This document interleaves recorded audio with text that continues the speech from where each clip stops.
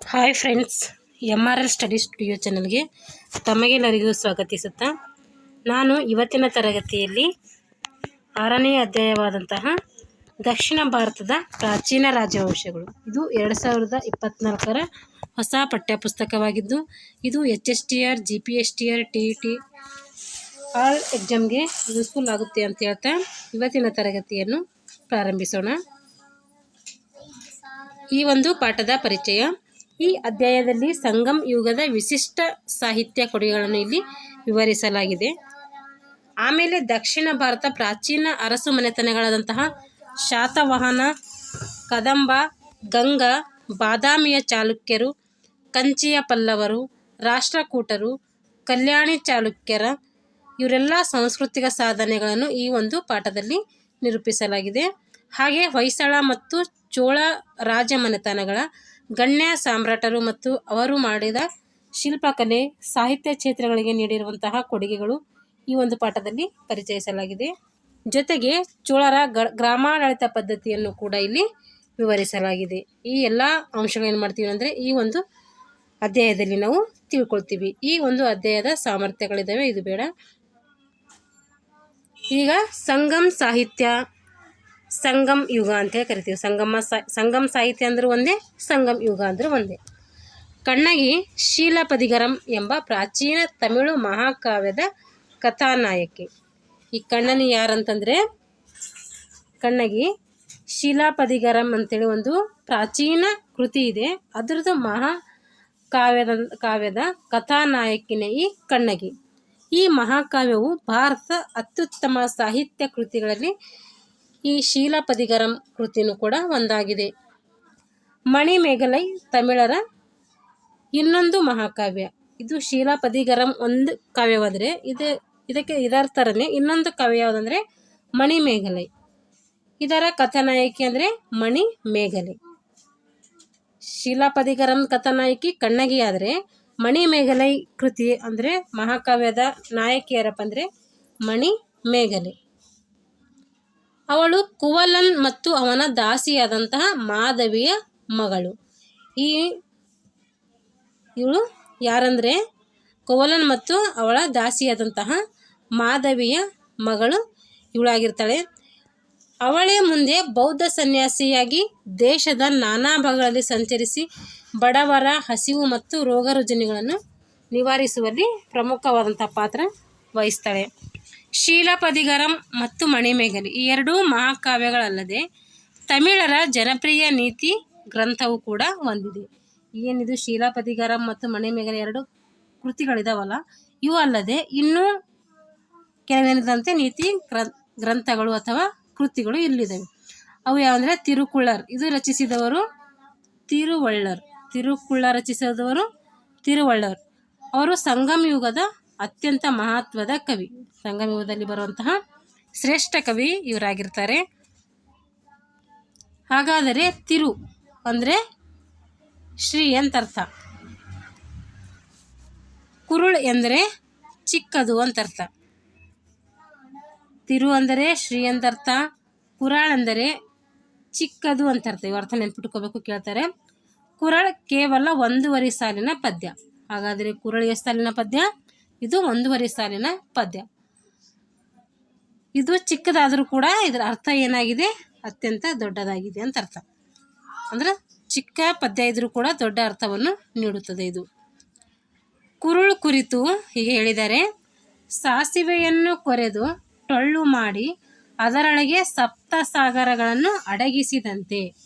ಅಂದರೆ ಅದು ಎಷ್ಟು ಚಿಕ್ಕದಿದೆನೋ ಅದಷ್ಟು ಚಿಕ್ಕದಿದ್ದರೂ ಕೂಡ ಅದರಲ್ಲಿ ಏನಿದಾವಂತೆ ಸಪ್ತಸಾಗರಗಳನ್ನು ಅಡಗಿಸ್ತಾರಲ್ಲ, ಅಂದರೆ ಅಷ್ಟು 7 ಸಾಗರಗಳನ್ನು ಒಳಗೊಂಡಿರ್ತವಂಥ ಒಂದು ಸಾಗರ ಇರ್ತಲ್ಲ, ಅದಕ್ಕೆ ಅದರಷ್ಟು ಇದು ಸಾಸಿವೆ ಅಂತಂದರೆ ಅದರಲ್ಲೇ ಇಷ್ಟು ಮಹತ್ವವನ್ನು ಅಡಗಿದೆ ಅಂತ ಅರ್ಥ. ಇದು ಅಂದರೆ ಕುರುಳು ಕುರಿತು ಸಾಸಿವೆಯನ್ನು ಕೊರೆದು ಟೊಳ್ಳು ಮಾಡಿ ಅದರೊಳಗೆ ಸಪ್ತಸಾಗರವನ್ನು ಅಡಗಿಸಿದಂತೆ ಅಂತ ಅರ್ಥ ಇಲ್ಲಿ ಒದಗಿಸಲಾಗಿದೆ. ಅಂದರೆ ಎಷ್ಟು ಸಾಸಿವೆ ಸಣ್ಣದಿರ್ತಾಯಿತ್ತು ಅದರಲ್ಲಿ ಇಷ್ಟೆಲ್ಲ ವಿಷಯಗಳು ಅಡಕವಾಗಿವೆ ಅಂಥೇಳಿ ಈ ಒಂದು ಸಾಲು ನಮಗೆ ತಿಳಿಸ್ತೈತೆ.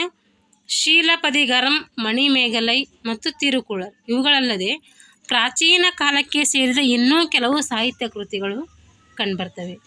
ಏನು 3 ಕೃತಿಗಳದವಲ್ಲ, ಶೀಲಪದಿಗಾರಂ, ಮಣಿಮೇಗಲೆ, ತಿರುಕುಳರ್, ಇವುಗಳಲ್ಲದೆ ಇನ್ನೂ ಕೆಲವು ಸಂಗಮ ಸಾಹಿತ್ಯದಲ್ಲಿ ಕೃತಿಗಳು ಕಂಡುಬರ್ತಾವಂತೆ.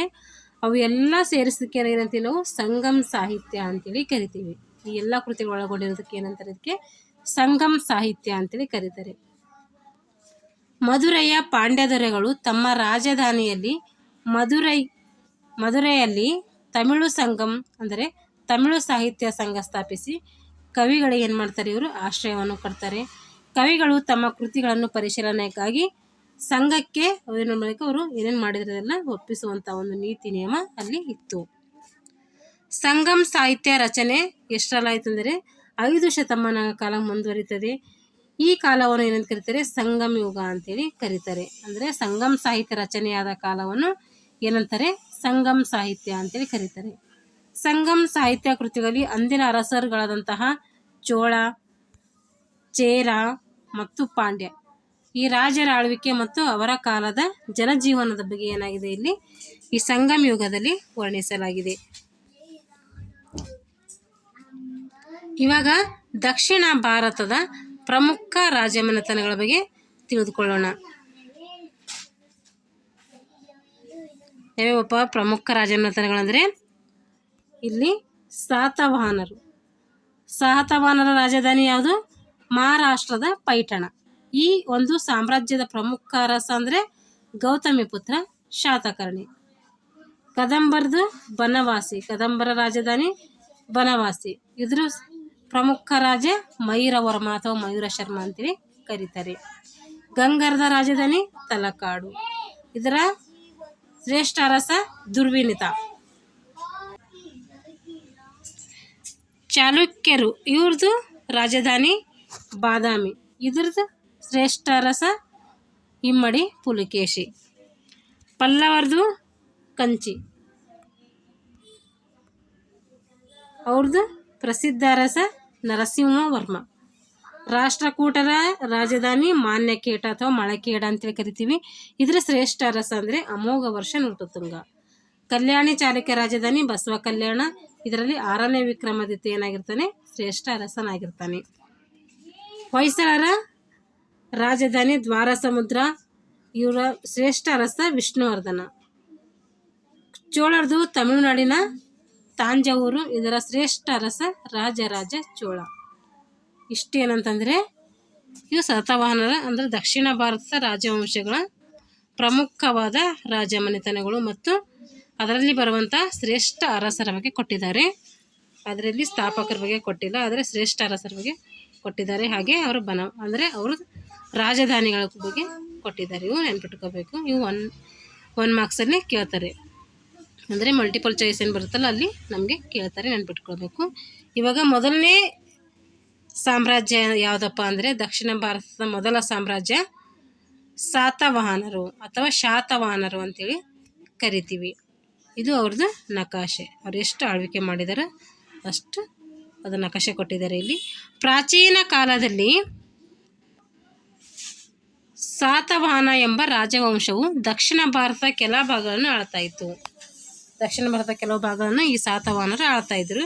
ಇವರ ರಾಜಧಾನಿ ಯಾವುದಾಗುತ್ತಂದರೆ ಮಹಾರಾಷ್ಟ್ರದಲ್ಲಿ ಬರುವಂಥ ಪ್ರತಿಷ್ಠಾನಪುರ ಅಥವಾ ಈಗ ಅಂತ ಕರೀತಾರೆ ಪೈಠಣ ಅಂತೇಳಿ ಕರೀತಾರೆ.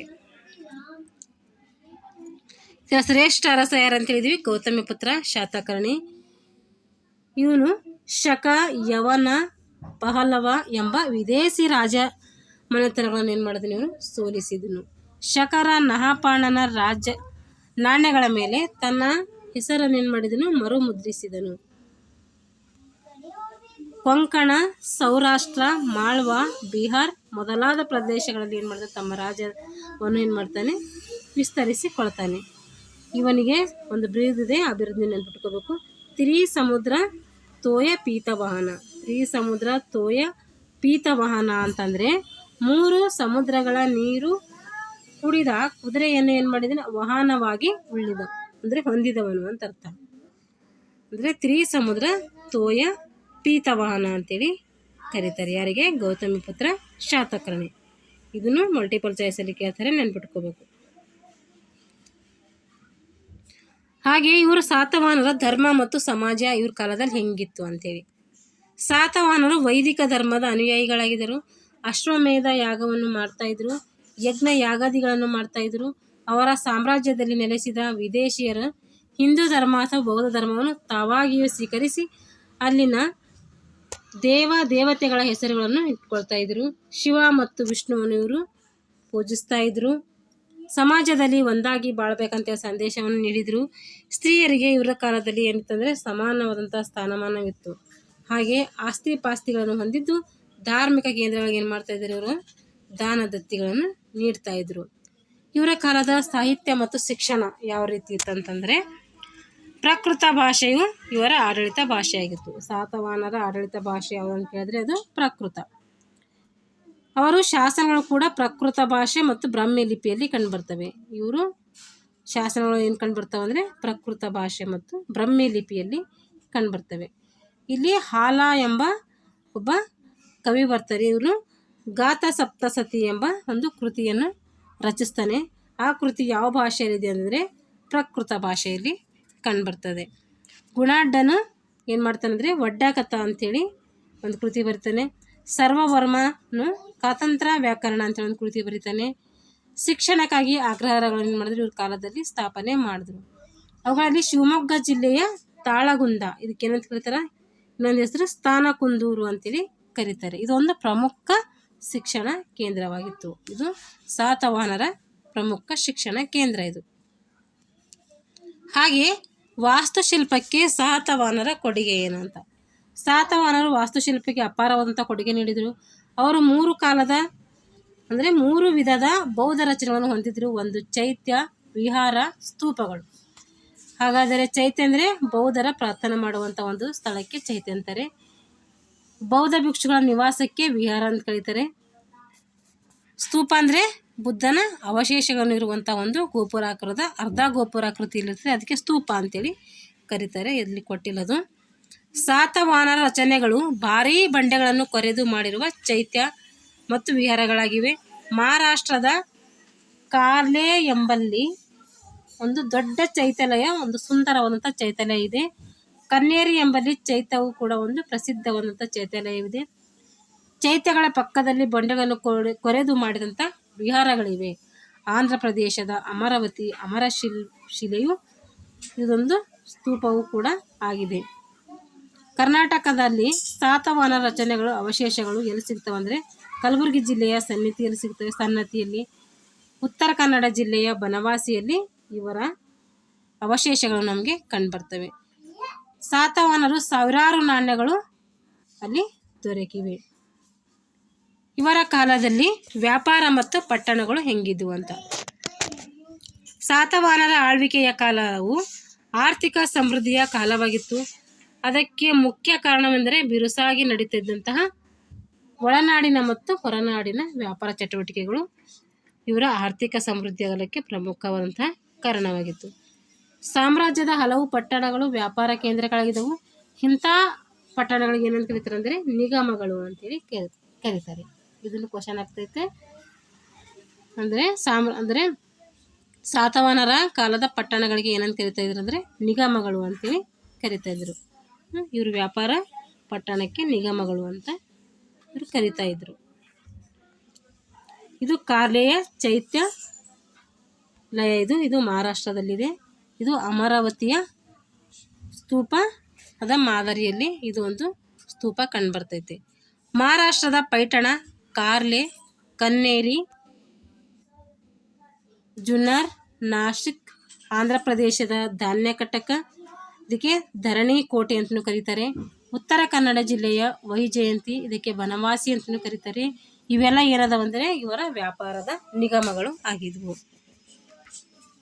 ಪಟ್ಟಣಗಳಲ್ಲಿ ಶ್ರೇಣಿ ಎಂಬ ಸಂಘಗಳಿದ್ದವು. ಶ್ರೇಣಿ ಅಂದರೆ ವ್ಯಾಪಾರಿಗಳು ಮತ್ತು ವಿವಿಧ ಕಸಬುದಾರರು ತಮ್ಮ ಹಿತರಕ್ಷಣೆಗಾಗಿ ಕಟ್ಟಿಕೊಂಡ ಸಂಘಗಳಿಗೆ ಏನಂತ ಕರಿತಾರೆ, ಶ್ರೇಣಿ ಅಂತೇಳಿ ಕರಿತಾ ಇದ್ರು. ಉದಾಹರಣೆಗೆ ದಾನಿಕ ಶ್ರೇಣಿ ಎಂಬುದು ಒಂದು ಶ್ರೇಣಿಯಾಗಿತ್ತು. ಇದು ಧಾನ್ಯ ವ್ಯಾಪಾರಿಗಳ ಒಂದು ಸಂಘವಾಗಿತ್ತು.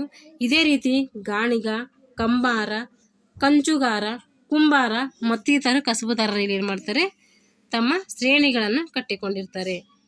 ಶ್ರೇಣಿಗೊಬ್ಬ ಹಿರಿಯನಿದ್ದ, ಅವನನ್ನು ಏನಂತ ಕರೀತಾರೆ? ಸೆಟ್ಟಿ ಅಂತೇಳಿ ಕರೀತಾರೆ. ಸೆಟ್ಟಿ ಅಥವಾ ಶ್ರೇಷ್ಠಿ ಅಂತೇಳಿ ಕರೀತಾರೆ. ಶ್ರೇಣಿಗಳು ಆಧುನಿಕ ಬ್ಯಾಂಕ್ಗಳಂತೆ ಹಣಕಾಸು ವ್ಯವಹಾರ ನಡೆಸುತ್ತಿದ್ದವು. ಅವು ಕೈಗಾರಿಕೆ ಮತ್ತು ವಾಣಿಜ್ಯ ಚಟುವಟಿಕೆಗಳಿಗೆ ಕೂಡ ವಿಶೇಷವಾದ ಬೆಂಬಲವನ್ನು ನೀಡ್ತಾ ಇದ್ವು. ಕಾರ್ಲೆಯ ಖ್ಯಾತ ಚೈತ್ಯಾಲಯ ಕಟ್ಟಿಸಿದನು ಒಬ್ಬ ಶ್ರೇಷ್ಠಿಯಾಗಿರ್ತಾನೆ. ಸಾಮ್ರಾಜ್ಯದ ಪೂರ್ವ ಮತ್ತು ಪಶ್ಚಿಮ ಕರಾವಳಿಗಳಲ್ಲಿ ಉದ್ದಕ್ಕೂ ಅನೇಕ ಬಂದರುಗಳು ಕಂಡುಬರ್ತವೆ. ಪಶ್ಚಿಮ ತೀರದಲ್ಲಿ ಬರುಕಚ್ಚ ಅಂದರೆ ಈಗಿನ ಬ್ರೋಚ್, ಮುಂಬೈ ಸಮೀಪದಲ್ಲಿ ಸೋಪಾರ ಮತ್ತು ಕಲ್ಯಾಣ ಎಂಬ ಮುಖ್ಯ ಬಂದರುಗಳು ಇವ್ರ ಕಾಲದಲ್ಲಿ ಕಂಡುಬರ್ತವೆ. ಪಶ್ಚಿಮ ತೀರದಲ್ಲಿ ಕೂಡ ಅನೇಕ ಬಂದರುಗಳು ಕಂಡುಬಂದಿವೆ. ಇವು ಎಲ್ಲ ಪಶ್ಚಿಮ ತೀರದಲ್ಲಿ ಬರ್ಕಚ್ ಮತ್ತು ಸೋಪಾರ, ಕಲ್ಯಾಣ ಕಂಡುಬಂದರೆ ಪೂರ್ವ ತೀರದಲ್ಲಿ ಕೂಡ ಅನೇಕ ಬಂದರುಗಳು ಇದ್ದವು. ಸಾತವಾಹನರ ಕಾಲದಲ್ಲಿ ಯುರೋಪಿನ ರೋಮನ್ ಸಾಮ್ರಾಜ್ಯದೊಡನೆ ಭಾರತದ ವಾಣಿಜ್ಯ ಸಂಬಂಧ ಏನಾಗಿತ್ತು ಅಂದರೆ ಉತ್ತಮವಾದ ರೀತಿಯಲ್ಲಿ ಕೂಡಿತು. ವ್ಯಾಪಾರದಲ್ಲಿ ಭಾರತದ ರಫ್ತು ಅಧಿಕವಾಗಿತ್ತು. ಹೌದು, ಅಧಿಕವಾದ ಕಾರಣ ಏನಂದರೆ ಅಲ್ಲಿಂದ ಪಾವತಿ ರೂಪದಲ್ಲಿ ಬಂಗಾರವು ಭಾರೀ ಪ್ರಮಾಣದಲ್ಲಿ ಏನು ಮಾಡ್ತಾಯಿತ್ತು, ಇಲ್ಲಿಗೆ ಹರಿದು ಬರ್ತಾಯಿತ್ತು. ಅದಕ್ಕೋಸ್ಕರ ಅಲ್ಲಿ ರಫ್ತು ಏನಾಗಿತ್ತು ಅಂದರೆ ಹೆಚ್ಚಾಗಿತ್ತು. ಅಲ್ಲದೆ ಪೂರ್ವ ತೀರದ ಬಂದರುಗಳ ಮೂಲಕ ವಿದೇಶಿ ವ್ಯಾಪಾರ ನಡೆಯುತ್ತಾ ಇತ್ತು. ವಿದೇಶಿ ವ್ಯಾಪಾರದಿಂದಾಗಿ ಸಾತವಾಹನರ ಸಾಮ್ರಾಜ್ಯ ಏನಾಗಿತ್ತು ಅಂದರೆ ಭಾರಿ ಆರ್ಥಿಕವಾಗಿ ಪ್ರಗತಿಯನ್ನು ಕಂಡಿತು. ಇದು ಇಷ್ಟು ಸಾತವಾಹನರ ಒಂದು ಸಾಮ್ರಾಜ್ಯದ ಬಗ್ಗೆ ತಿಳಿದು ಬರ್ತೈತೆ. ಇದೊಂದು ದಕ್ಷಿಣ ಭಾರತದ ರಾಜ್ಯವಂಶ. ಈಗ ನೆಕ್ಸ್ಟ್ ಬನವಾಸಿಯ ಕದಂಬರು ಮುಂದಿನ ತರಗತಿಯಲ್ಲಿ ನೋಡೋಣ ಅಂತ ಹೇಳ್ತಾ ಇಲ್ಲಿಗೆ ಈ ವಿಡಿಯೋನ ಮುಗಿಸ್ತಾ ಇದ್ದೀನಿ. Thanks for watching all.